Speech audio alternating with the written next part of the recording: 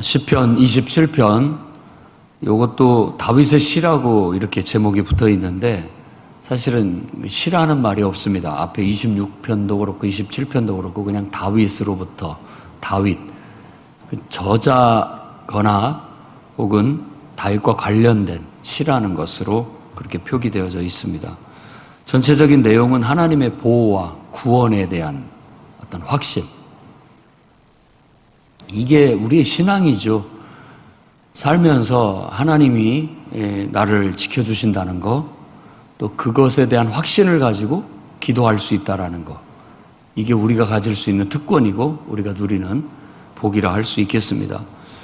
1절에서 3절에 여호와는 나의 빛, 나의 구원, 이렇게 고백을 합니다. 그러니까 하나님을 빛으로, 하나님을 구원으로 그렇게 인식한다라는 거, 그것 때문에 두려움을 우리가 이겨낼 수 있고 무서움을 이겨낼 수 있다는 거. 그러니까 이게 어떻게 보면 우리 인생에게 있어서 큰 어떤 특혜고 축복이라고 저는 믿습니다. 우리 아이들에게도 바로 이것을 물려주고 싶고, 물론 부모가 곁에서 모든 것들을 공급하고 도와주는 것도 필요하겠지만, 내가 없더라도, 부모가 없더라도 하나님을 인생의 빛으로 삼고 또 하나님을 인생의 구원자로 믿고 확신하면서 두려워하지 않고 무서워하지 않고 당당하게 살 수 있다면 그거보다 더 큰 유산이 어디 있겠는가 하는 생각이 듭니다. 여러분 마음속에도 정말 하나님이 든든히 계셔서 그분이 여러분의 인생의 빛이 될 수 있기를 바랍니다. 천만 다행인 거죠. 하나님이 우리의 인생의 빛이 되시니까.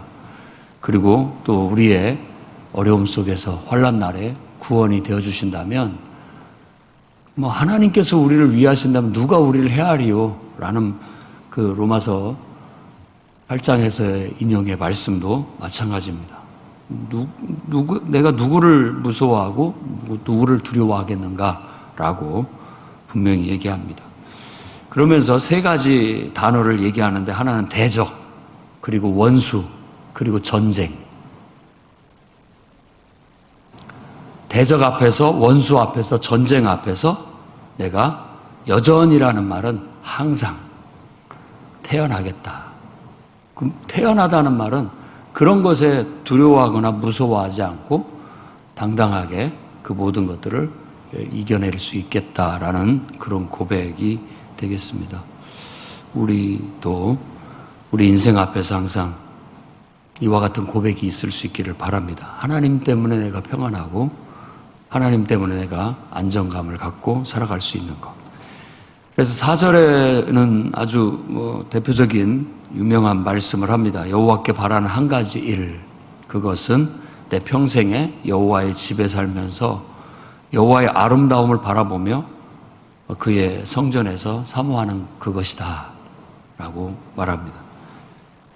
평생 여호와의 집에 산다라는 건 우리가 성전 안에서만 산다는 그런 이미지를 가지고 하나님의 임재 안에 살면서 하나님의 아름다움을 늘 바라보고는 그 기쁨, 늘 그것에 자신의 소망을 둔다라고 그렇게 말하고 있습니다. 성도들이 늘 하나님의 임재를 잃지 않고 그 임재 안에서 하나님을 사랑하고 하나님의 그 아름다움을 늘 묵상하면서 살아간다라는 것이 행복이에요. 그리고 거기에서 우리는 기쁨을 얻고 또 힘을 얻는 그런 저와 여러분이 됐으면 좋겠습니다. 환난 날에도 그의 초막, 그의 장막 속에 은밀히 숨기시고 높은 바위에 하나님께서 두신다라고 찬양하고 있습니다. 그러니까 어떤 그분의 장막, 초막, 그분의 우리는 품 안, 거기에 하나님께서 우리를 은밀히 숨겨주신다는 거, 또 높은 바위에 두신다는 건 안전하게 나를 안전한 곳에 두신다라는 그런 상징적인 수사입니다. 결국 하나님께서 원수 위에 자신을 높이심으로 인하여 우리가 하나님의 장막 안에서, 하나님의 임재 안에서 즐거운 제사를 드릴 수 있고 노래하며 여호와를 찬송하게 될 것이다. 그러니까 즐거운 예배, 하나님의 임재 안에서 드리는, 그러면서 하나님을 찬송하는 그런 은혜가 있을 것이다 라고 말합니다. 이게 신앙의 기쁨이고 또 예배를 통해서 얻을 수 있는 어떤 만족감, 또 기쁨, 또 하나님을 예배하면서 얻을 수 있는 힘이라고 할 수 있겠습니다. 7에서 14절에는 기도의 응답에 대한, 하나님의 내 기도를 들어 응답하신 것에 대한 확신을 말하고 있습니다. 들으소서 나의 소리, 응답하소서. 늘 하나님 앞에 기도하면서 살아가면서 우리는 어떤 대적을 만나든지 원수를 만나든지 또 전쟁을 만나든지 그런 속에서 하나님께 기도한다는 거. 근데 그 기도는 하나님께서 내 얼굴을 네가 구해라 라고 하셨기 때문에 내가 하나님의 얼굴을 구한다라는 겁니다.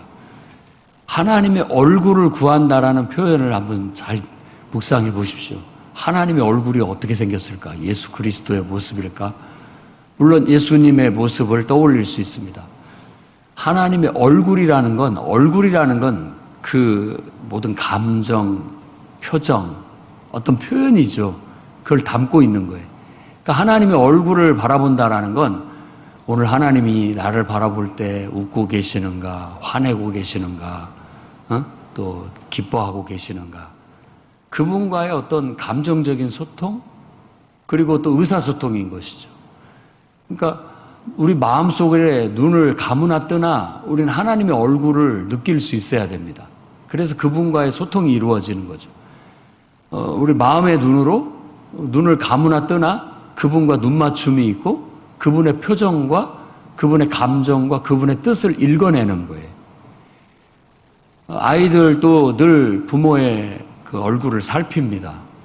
부모가 화가 났는지 또 뭐 기뻐하는지 좋은지 그런 거에 따라서 아이들도 반응을 하게 돼 있습니다. 우리들도 마음의 눈으로 눈을 감으나 뜨나 항상 하나님의 얼굴을 의식하면서 그분을 구한다면 그분이 우리와 눈맞춤을 이뤘을 때 우리의 형편을 한눈에 읽으시고 우리가 뭐 기도의 소리를 내서 어떤 멋진 문장으로 표현하지 않아도 하나님께서 우리의 바라는 것들을 다 알고 응답해 주실 것이다 라는 겁니다. 심지어 여기에서의 고백은 부모가 나를 버렸다 할지라도 부모가 나를 버렸으나 여호와는 나를 영접하시리라는 그런 확신을 갖고 있습니다. 물론 부모가 자식을 버리는 경우가 뭐 흔치 않은 경우이겠습니다만은 사실 이 말 속에는 부모는 늘 곁에 있어주지 못한다라는 그런 의미가 담겨져 있습니다. 그렇죠. 항상 옆에서 따라다니면서 지켜줄 수 없잖아요. 우리 부모라 할지라도. 그렇지만 늘 여호와는 내가 필요할 때, 내가 언제든지 도움이 필요할 때, 보호가 필요할 때, 구원이 필요할 때 늘 나를 만나주시고 나에게 구원을 베풀어 주시는 그런 분이다라는 의미에서 여호와는 항상 내 곁에 계셔서 나를 영접하셨다라고 그렇게 고백하는 겁니다. 그래서 그분의 얼굴을 구하며 그분을 의지할 때 그분이 얼굴이 나에게 비춰지게 되고 그분께 내가 어떤 가르침을 받고 도움을 받는다는 것. 그래서 주의 도를 가르치십시오. 어제 말씀에도 그와 같은 표현들이 많이 나타납니다. 우리가 하나님을 예배하고 기도한다는 것은 그분과의 어떤 만남과 영적인 인격적인 소통을 통해서 하나님께 뭔가를 우리가 배우는 겁니다. 깨우치는 거예요. 그래서 하나님을 알고 나를 알고 인생을 알고 문제를 알고 모든 어떤 것들을 해결해 나갈 수 있는 아이디어를 얻고 또 지혜를 얻고 어떤 빛을 얻게 되는 거예요. 비춤을 얻는 거죠. 그래서 어떤 아이디어를 얻었을 때 우리도 표현을 할 때 뭔가 이렇게 전구따마가 팍 켜지는 것 같이 그 묘사를 하는 것이 하나님은 나의 빛이다. 이렇게 말하는 거예요. 깜깜할 때 아무것도 답답할 때 갑자기 빛이 탁 켜지는 것처럼 뭔가를 깨닫게 되고 알게 되는 거. 그래서 우리는 주님이 우리를 깨우치시기를 늘 기도하며 하나님 앞에 나아가야 되겠습니다. 하나님이 딱 깨우쳐 주셔서 그 깨우치심을 따라 그것을 하나님의 인도하심으로 알고 나아가게 되면 우리 인생길이 평탄한 길로 가게 되리라고 말하고 있습니다. 여호와의 선하심을 보게 될 줄을 확실히 나는 믿었다라고 그렇게 얘기합니다. 이런 고백이 얼마나 이 시인이 믿음이 좋은지를 보여줍니다. 그가 다윗이라면 다윗은 믿음이 아주 좋습니다. 하나님의 선하심을 보게 될 줄을 자신은 그냥 믿었다라고 얘기합니다. 늘 하나님은 선하셔요. 그렇기 때문에 기도를 안 들어주셔도 하나님은 선하시고 기도를 들어주셔도 하나님은 선하셔요. 나에게 좋게 항상 기도를 안 들어주시는 것이 나한테 좋아서 안 들어주시는 거고, 하나님께서 딱 가장 필요할 때 나를 위해서 가장 좋은 길, 가장 복된 길 주시는 그런 분이다 라는 거예요. 때로는 나를 깨우치시기 위해서, 때로는 내게 은혜, 그냥 이유는 알 수 없지만 은혜나 축복을 한없이 부어주시는 분이시고, 그래서 하나님에 대한 선하심을 조금 더 의심하지 않고 이렇게 살아가는 저와 여러분이 될 수 있기를 바랍니다. 너는 여호와를 기다리라. 강하고 담대하라. 여호와를 기다릴지어다 라고 명령으로 권면으로 끝이 나게 됩니다. 그렇죠. 하나님은 선하시기 때문에 하나님의 보호하심, 하나님의 구원을 기다릴 줄 아는 그 믿음이 있기 때문에 기다리는 겁니다. 그리고 그 기다림 속에 두려움과 떨림이 아니라 강하고 담대함으로, 뭘 내가 무서워하겠느냐, 뭘 두려워하겠느냐. 무섭지 않다는 말이 아니라 두렵지 않다는 말이 아닙니다. 무섭지도 않고 두렵지도 않은 사람이 어디 있겠습니까? 그러나 이런 고백을 하라는 말입니다. 하나님이 나를 도우시고 보호하시고 나를 위하시는데 내가 뭘 무서워하고 뭘 두려워하겠느냐, 이렇게 말하면서 두려움, 무서움을 이겨내라는 거예요. 그러면서 두려운 지금 원수, 대적, 전쟁이 눈앞에 보이는 것이 아니라 하나님의 얼굴이 보일 수 있도록,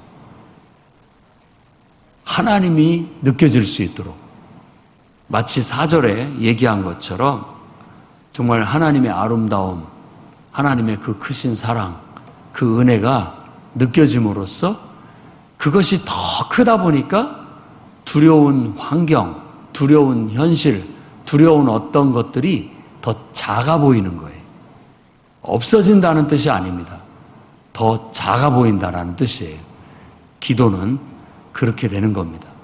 때로는 어떤 것들이 없어지는 것이 아니라 더 작아 보이게 됨으로써 또 그 문제의 핵심을 하나님께서 깨우쳐 주심으로 인해서 그것들을 해결해 나갈 수 있는 지혜, 용기를 주신다라는 것이지, 그냥 모든 것들을 하나님을 의지해서 나아가면 하나님이 다 없애주신다라는 그런 표현은 우리 믿음의 고백일 뿐이고 현실은 사실 그렇다고 볼 수 없습니다.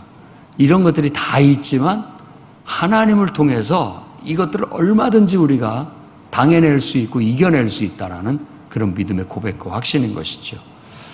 자, 이 시편 27편을 다윗이라고 했을 때 다윗이 왕이라고 보게 된다면 왕이 지금 하나님 앞에 자신의 의무를 온전히 수행할 수 있도록 기도하고 있다는 걸 알 수 있고, 그뿐만이 아니라 왕으로서의 최고의 의무는 전쟁 수행에 있습니다. 전쟁.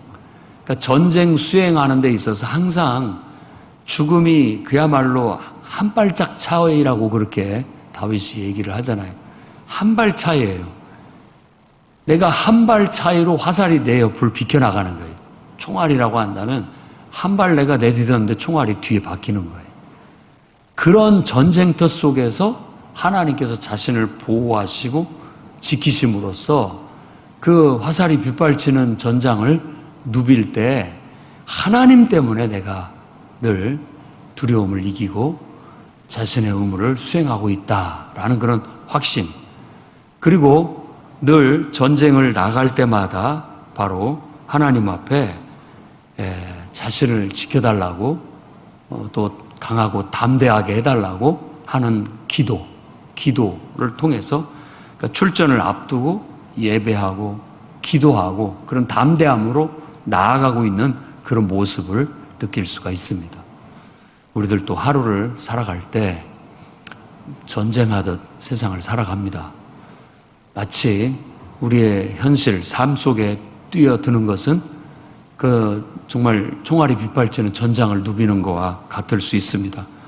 그럴 때 우리가 내게 주어진 본분, 내가 감당해야 할 사명, 의무 이런 것들을 다 하기 위해서 나아가는 거예요. 그런데 위축된 마음이나 두려운 마음이나 소극적인 태도로 세상에 임하는 것은 진실하게 세상을 살아갈 수 없는 거예요. 진실한 삶을 산다는 것은 그런 세상 앞에 당당하게 서서 그런 문제들과 맞서고 자신의 의무를 수행하고 자신의 본분을 다하고 자기 역할을 최선화, 성실하게 수행해 나아가는 겁니다. 그럴 수 있는 마음의 준비, 또 그럴 수 있는 지혜, 그럴 수 있는 어떤 필요한 모든 능력 하나님께로부터 공급받아서 누구보다도 당당하고 강하고 담대하게 또 지혜롭게 자신의 의무를 잘 수행해 나갈 수 있도록 그런 사람이 될 수 있도록 기도하고 그런 확신 속에 살아가는 우리도 성도들이 돼야 됩니다. 이 시대에 여러분은 왕입니다. 하나님이 맡겨주신 의무가 있고 사명이 있어요. 자기 본분이 있다고요. 그건 우리가 하나님 앞에 갈 때까지 죽는 순간까지 벗겨지지 않습니다. 그걸 거둬달라고 하는 말은 곧 나를 하나님께 데려가 달라는 그런 말인 거예요. 하나님이 허락하신 시간 동안에는 살아있는 동안에는 내가 숨을 쉬고 있는 동안에는 나라는 존재 자체가 그 의무가 항상 짊어져 있어요. 그리고 사명이 주어져 있는 겁니다. 그 순간까지 우리는 그 사명을 다 할 수 있도록 항상 깨어서 기도하고 하나님을 의지함으로 하나님을 빛으로 삼고 하나님을 여러분의 방패로 삼고 하나님을 여러분의 지혜와 능력으로 삼고 기도하면서 당당하게 여러분의 길을 여러분의 사명을 수행해 나가시기를 주의 이름으로 축원합니다.